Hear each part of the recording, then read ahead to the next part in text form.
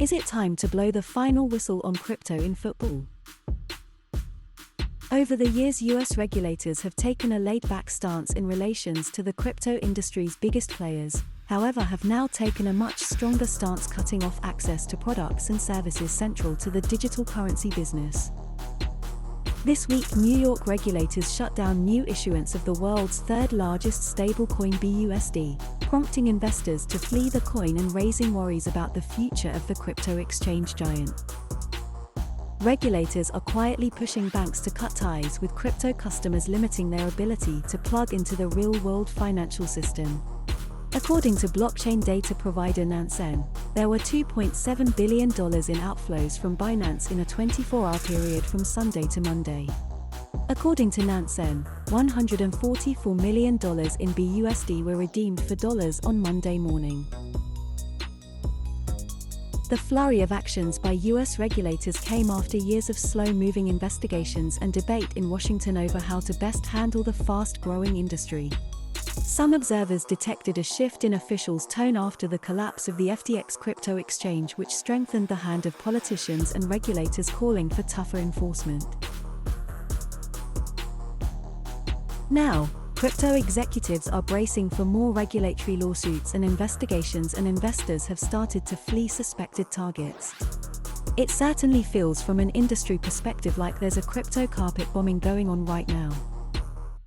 So the question is, should crypto be allowed to align itself with football without regulation? Some leading data organizations have valued football as the most profitable sport, with global revenues of $47 billion. Companies wanting brand recognition see football as the #1 place to build brand awareness, with the prospect of conversions of sales. Football basically guarantees the space and visibility on a worldwide scale. Bearing in mind football accounts for 28% of the turnover generated by sports worldwide. So clearly for brands, the recognition they seek can be helped by the power of football's attraction. When we consider the value of sports sponsorships by cryptocurrency-related companies exceeded $1.5 billion worldwide in the period from January 2021 to June 2022 alone, according to the Bankless Times. Some will say sports and the ethics around sponsorship for some sports brands ends when they see the zeros on a sponsorship deal. When we consider if sports clubs or teams are pushing unregulated financial products or encouraging any form of financial speculation which could pose serious personal harm to their fanbase, we must also expect a negative impact on fans. The attraction to pump up revenue for a club by way of large cryptocurrency-related sponsorship deals really is a huge temptation. Especially when major teams all around the world are validating crypto via fan tokens and shirt sponsorship deals. Clubs have a strong need for liquidity and economic financial resources. From Juventus with BitGet to Lazio with Binance. Yes, that's right, the same company that recently had a $2.7 billion in outflow from Binance in a 24-hour period. Exchange companies are playing an increasing role in Italian soccer sponsorship. In the 2021 to 2022 season, the crypto sponsorship market on Serie A match jerseys touched €335 million. There are 156 sports organizations in the world that have launched a fan token or entered into agreements with companies in the sector, and the most highly valued tokens are those of Manchester City, €13.40, PSG, €12.90, and Inter Milan, €7.60. The industry leader in sports sponsors remains Crypto.com, the official sponsor of the 2022 FIFA World Cup. The marketing effect. By and large, marketing is the key to success to build customer loyalty. In the current sports landscape, the secret is to tokenize fans, to induce them to purchase fan tokens in such a way that they are entitled to actively participate in the life of the club.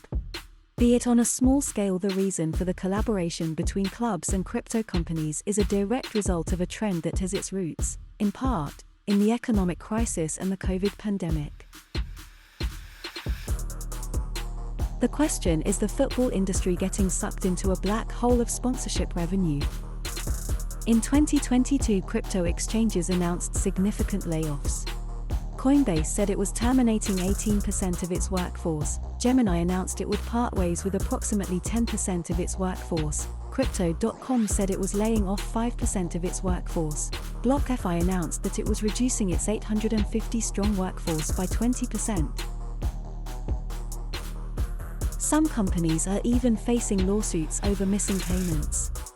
The UK's Times reported in January 2022 that a crypto-based fan platform went into liquidation, owing Spanish football team Real Sociedad a reported €820,000 for their primary shirt sponsorship. Whilst Crystal Palace, who featured the company on their shirt as a sleeve sponsor, have also begun legal action over missing payments. IQ's chief executive, Kozim Attila, admitted that millions of tokens and coins had been bought and were now worth practically nothing, however insisted that the value of them could still go back up. The failed FTX company is another crypto startup with links into the sports sponsorship space, having had deals with the Miami Heat, Major League Baseball, the Golden State Warriors, the Washington Wizards, as well as Team SoloMid, TSM, a professional esports organization, have all been affected. Not to mention all the sports stars who were ambassadors of FTX are facing liable actions for their endorsement of FTX. However, according to Nansen, sports blockchain companies investing in sports sponsorship is projected to reach $5 billion by 2026. This represents a projected 778% increase in sports sponsorship from the crypto, blockchain, and NFT brand category. In conclusion, the question of whether or not to regulate cryptocurrencies and NFTs, non-fungible tokens, is a complex and highly debated issue. But the key factor is, are fans of football and sport in general getting exploited? And are the sponsorship contracts for football becoming unstable given the volatility of the crypto industry? On one hand, supporters of cryptocurrencies and NFTs argue that they provide individuals with greater financial freedom and privacy, and that regulation would stifle innovation and growth in the industry. They also argue that regulation could potentially lead to increased government surveillance and control over individuals' financial activities. On the other hand, critics of cryptocurrencies and NFTs argue that they can be used for illegal activities such as money laundering, tax evasion, and terrorist financing. They also argue that the lack of regulation and oversight can lead to market manipulation, fraud, and other forms of financial abuse.